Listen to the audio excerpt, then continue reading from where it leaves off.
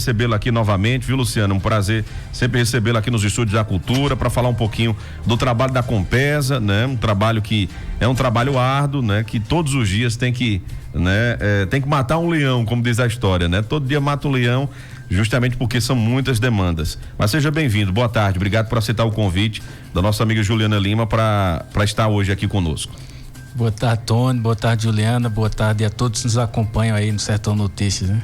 Realmente é um prazer estar nessa bancada e a gente poder trocar informações e mostrar à turma o nosso trabalho. Muito bem. Primeiro, logo vou logo entrar nessa pergunta, né?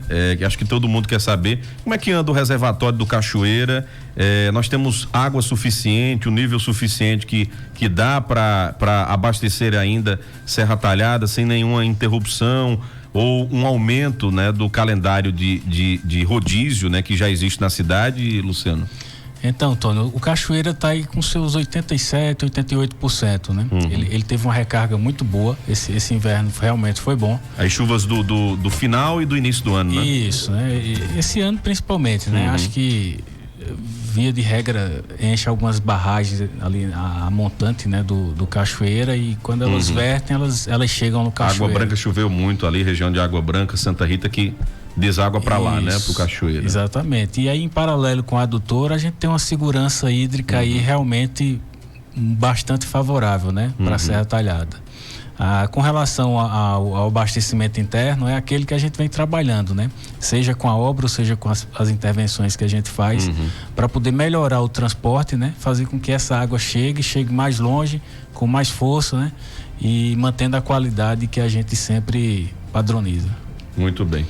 Acho que outra questão também que está sendo bastante levantada, Luciano, e aproveitando sua vinda, é aquela obra que estava acontecendo no município, que é justamente prever um melhoramento e o tão sonhado fim desse rodízio para a Serra Talhada. A gente tem alguns bairros já, acho que são 5 localidades que tem água 24 horas, a exemplo ali do Denox, né? Aquela região ali, o Borborema, o centro, né? A Várzea, são algumas localidades que tem água todos os dias, mas nós já temos Ipsep, Coab, São Cristóvão e outras localidades que não tem esse rodízio, né? Então, como é que anda essa obra? Eu lembro que ela deu uma paralisada justamente por conta dessa transição de governo Paulo Câmara para Raquel Lira e tem já um desfecho disso?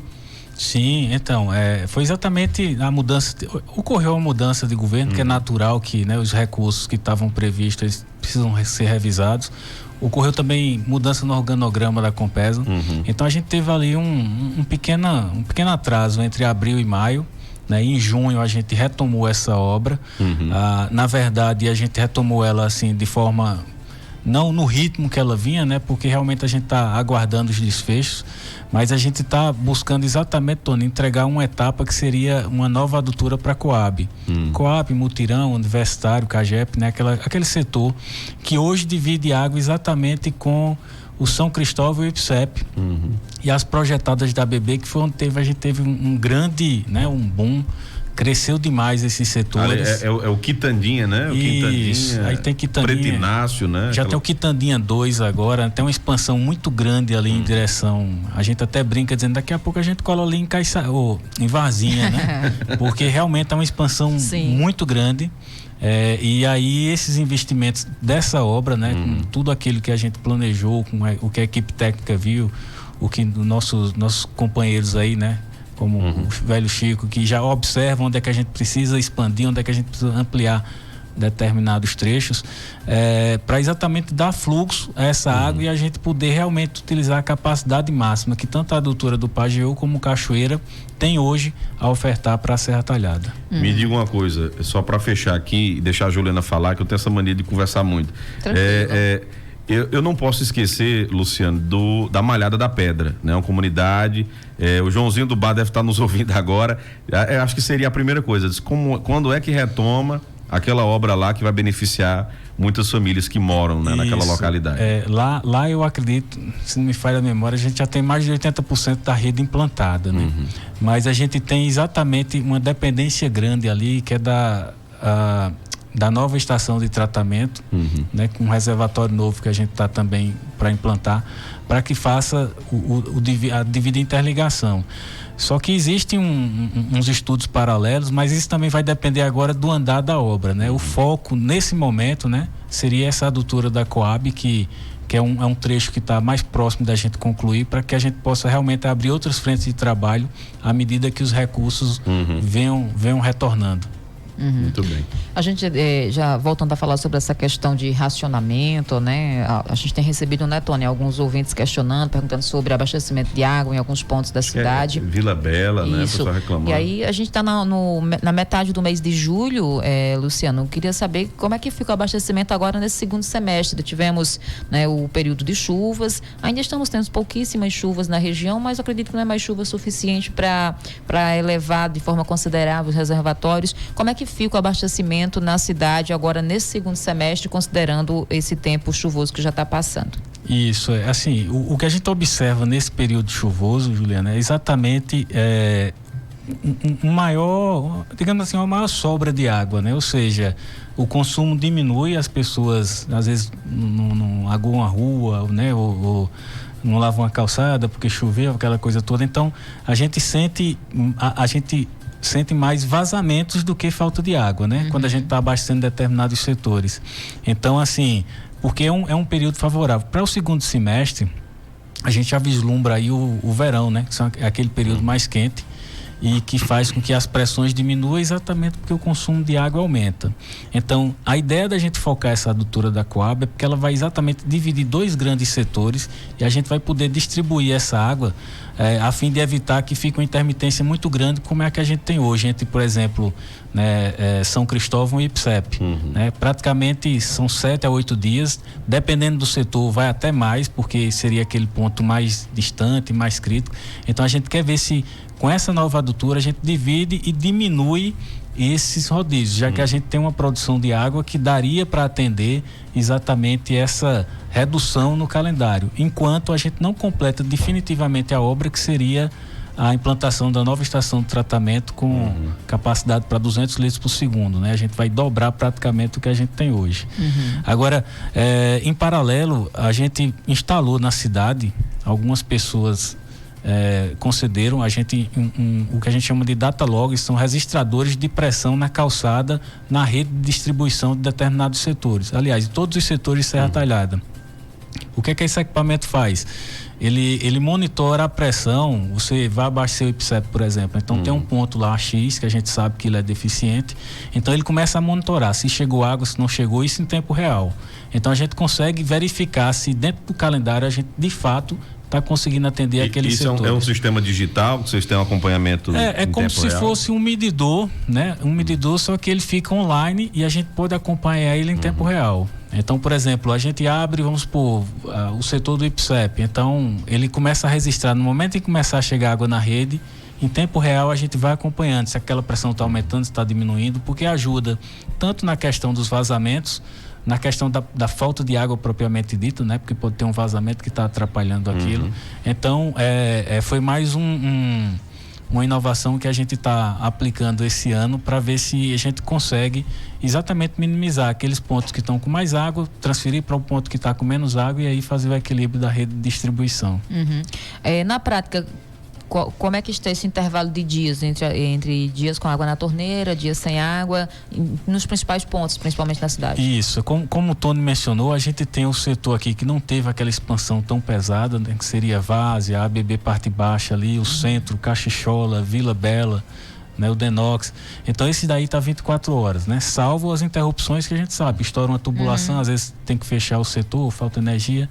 E o ponto mais crítico que a gente identifica é exatamente aí, São Cristóvão e Ipsep, né? E aí quando eu digo Ipsep, eu digo Quitandinha, ABB, aquela parte toda, e São Cristóvão pega também Cagep, Mutirão, todo aquele setor. Então é praticamente aí uma semana com água, 6 dias, né? E aí fica um intervalo. Seriam os trechos mais castigados mais hoje. Críticos, isso. Mais críticos. E aí é exatamente essa etapa útil que a gente quer terminar agora nesse segundo semestre para poder melhorar, diminuir esse intervalo sem água, enquanto a ETA chega para que a gente destrave acabe com o rodízio na cidade de Serra Talhada. Isso é muito bom. Agora me diga uma coisa, nessa nova gestão do governo do estado, né? O governo Raquel Lira já fez uma solicitação para mais equipes aí de manutenção nas ruas, porque, ó, me dá dó, viu, Juliana, ver aí os meninos, eu conheço alguns que estão trabalhando arduamente. É uma equipe reduzida e é para uma demanda maior, né? Que não é só para Serra Talhada, é para a regional que compreende Serra Talhada, né? Então precisa de muitas equipes. Eu tenho certeza que você já deve ter feito esse pedido já, Luciano. A gente vem trabalhando, né? Como eu disse, a gente com a ajuda da imprensa, com a ajuda da população que hoje está registrando bastante os serviços, as solicitações, né? Porque antigamente... E o aplicativo de vocês tem ajudado muito, o aplicativo tem sido muito funcional, né? Então isso é uma base excelente para que a gente realmente convença, né? A diretoria mostre que a gente precisa de equipe. Então essa base, ela se consolidou muito. A gente tinha um contrato que ele chegou a ser licitado esse ano, mas devido a alguns problemas e essas mudanças de gestões, ele vai ter que ser relicitado. Então nessa base já está exatamente esse nosso pedido e essa ampliação de equipes, né? Inclusive estrutura também para que a gente possa atender não só Serra Talhada, mas toda a regional. Eu ia perguntar também sobre essa questão da nova gestão, Luciano, eu sei que obviamente você não vai falar em nome do governo do estado, mas temos mudanças positivas em relação à Compesa, principalmente aqui para a nossa regional, agora com a nova gestão? No estado, quando a gente observa, veja, uma primeira determinação do governo do estado foi exatamente a gente ampliar a base de cadastro de tarifa social. A gente buscar, hoje em torno de 70 mil no estado, a ideia é que se consiga mais 100 mil, né? Ou seja, mais que o dobro. Né? Então isso já é uma grande oportunidade, porque para as pessoas que têm dificuldade. Então, está sendo feito, aqui em Serra Talhada, por exemplo, a gente estava destinando um atendente para vários setores da cidade, em parceria inclusive com a prefeitura, o CRAS, né, para poder identificar essas pessoas, porque às vezes a pessoa não vai na loja ou tem dificuldade de acessar o site, porque tudo você pode fazer pelo site, pelo aplicativo, mas a gente está vindo buscar para ver se facilita a vida dessas pessoas e diminuir essa dificuldade que o pessoal tem, né, para buscar seja a loja ou o site. Então a ideia realmente é ampliar essa base. O governo tem exatamente essa intenção, né, e buscar destravar as obras que estavam paradas para que a gente realmente possa dar uma grande celeridade aí ao abastecimento das cidades. E acho que é importante também a gente perguntar para o Luciano. A gente sabe que o estado, né, entrou também, né, junto com o governo federal, para a questão das melhorias ali para o Vanete Almeida. E dentre as obras está justamente aquela adutora que ela foi iniciada na gestão passada, ela deu uma paralisada também e ela foi retomada, Luciano. Como é que anda aquela obra para levar água para o Vanete Almeida? Foi, aquela obra ela retomou, a gente... eu não sei se eu comentei da outra vez, mas a gente teve um grande imprevisto ali na passarela do Hospital Eduardo Campos, né? Que a gente perdeu 500 metros de adutora, teve que refazer, mas agora ficou refazer só a travessia, que é na BR, que é o que a gente chama de método não destrutivo, porque ela tem que passar por baixo, tem que danificar. Então está faltando fazer essa interligação, mas a elevatória a gente já concluiu, já fez um teste até onde a adutora, né, até o ponto de interligação, de travessia.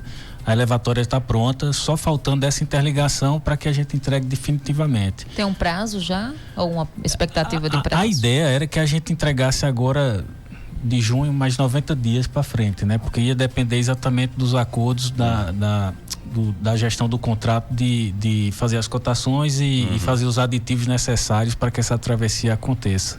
Então, assim, a previsão é que no máximo aí 90 dias a gente possa realmente concluir de fato a adutora, né? E deixar essa adutora a ponto de entregar água lá dentro do Vanete Almeida. Aí é claro que lá dentro vai ter novas adequações, né? A empresa que ganhou a licitação aí, ela deve fazer.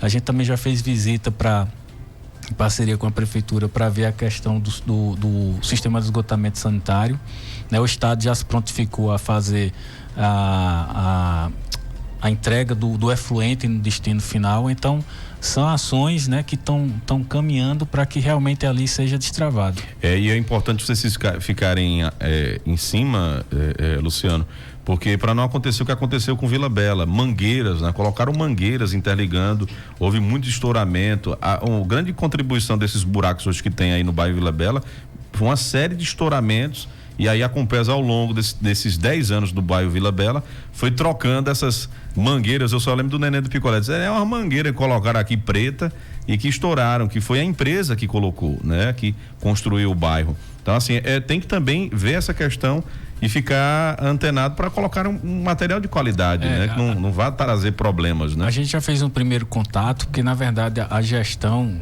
eu não sei qual é o financiador, mas eles também ficam de olho nisso, né? Muitas vezes a gente não tinha acesso ali ao local, porque tinha uma questão de proteção, mas isso. É até um alinhamento, eu não recordo o nome do rapaz da empresa que responsável que estava lá, mas eles disseram, a gente vai ter que refazer muita coisa aqui, porque realmente, né, tem coisas inacabadas ou material que já foi, então tem realmente muito trabalho ali, Tony, para que a gente possa ajudar também o pessoal. Tem um ouvinte aqui que está perguntando, olha, pergunta para o Luciano, a pracinha Manuel Pereira Lins faz parte de qual localidade de abastecimento? Que ele só, pelo que ele falou, não pertence ao centro, né? Porque falta muito tempo, né? Tem uma demora ali para chegar água também. Então, a pracinha hoje, Manuel Pereira Lins, pertence a qual setor, né? É isso que ela quer saber. Ali, Tony, é uma zona de transição, né? Na verdade, a praça, o reservatório que abastece o centro é aquele que fica ali na gerência, na esquina ali, no sinal, né? Então, se você observar, ele praticamente está no mesmo nível das casas. Então, ele não tem condição de atender aquela turma. Entendi. Então, porque o abastecimento para quem é por gravidade. Por gravidade, sai do trecho mais alto, vai atender, né? Então, o que abastece a pracinha para que possa ter cota, para subir pressão, para subir nas casas, é aquele reservatório que fica ali por trás do Hotel São Cristóvão. Tem um grandão, né? Um reservatório enorme, e tem um elevado. É exatamente aquele elevado que atende aquele setor. Aquele setor fica inserido ali junto com o Propac, que é aquele ali perto atrás do São Cristóvão, que vai até a Afonso Magalhães, né? Então seria Propac junto com o São Cristóvão. Então realmente aquela turma ali, ela está inserida dentro do São Cristóvão. É verdade. Então, para você ver como é interessante. Não é fácil lidar, porque tem toda uma questão de engenharia, a questão da gravidade, né? Não existe bomba, né? Que vai levar água, é tudo por gravidade mesmo. Por isso que muitas localidades, exemplo do IPSEP, sofre bastante. Muitas vezes a água é liberada no próximo domingo, vai ser liberado lá, né? Mas aí o que é que acontece?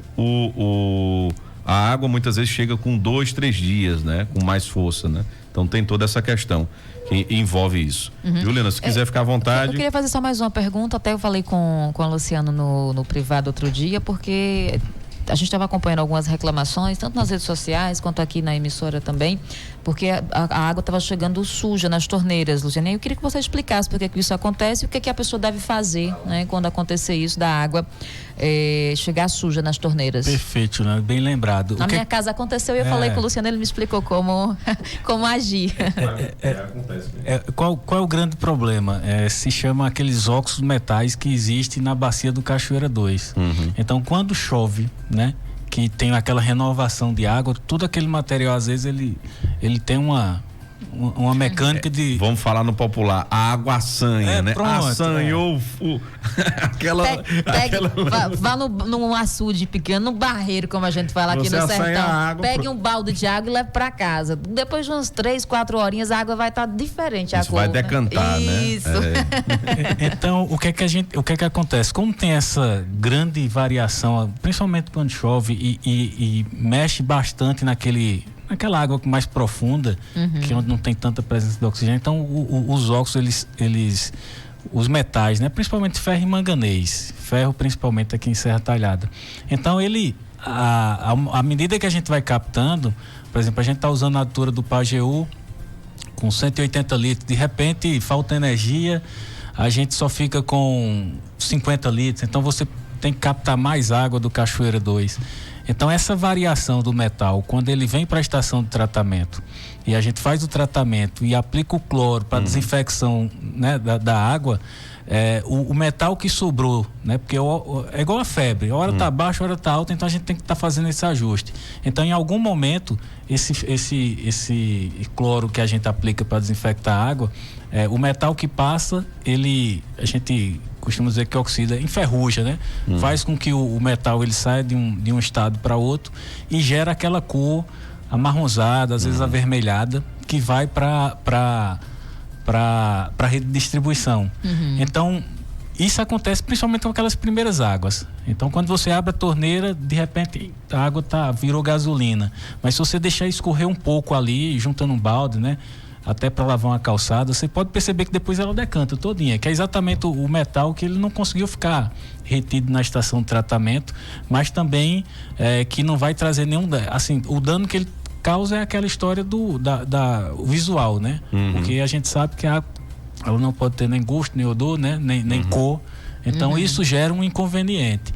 E aí é um processo que a gente está mudando a dosagem de produto químico o tempo todo, mas o recomendado caso você perceba aquilo, deixa aquela primeira água escorrer num balde lá e depois você pode usar ela, tranquilo, né? Porque na verdade o metal, a portaria recomenda em torno, por exemplo, 0,3 miligramas de ferro por litro de água, porque a gente tem ferro em vários alimentos, né? Por exemplo, a carne, a cada 100 gramas de carne eu acho que deve ter 1 grama, sei lá, de ferro, ou seja, bem mais do que o que a água tem. Então a gente precisa deixar o mínimo possível, mas no momento que você decanta, aquele ferro vai embora. Então é bom esse tipo de explicação, porque muitas vezes as pessoas acham que quando ele fala, né, de metais, não sei o que e tal, pode ser que o pessoal ache que vai fazer algum mal para a saúde, né? Então é uma água poluída, isso, né? Então basicamente o metal que fala é o ferro, mas é exatamente porque teve uma variação muito grande e ele acabou sendo oxidado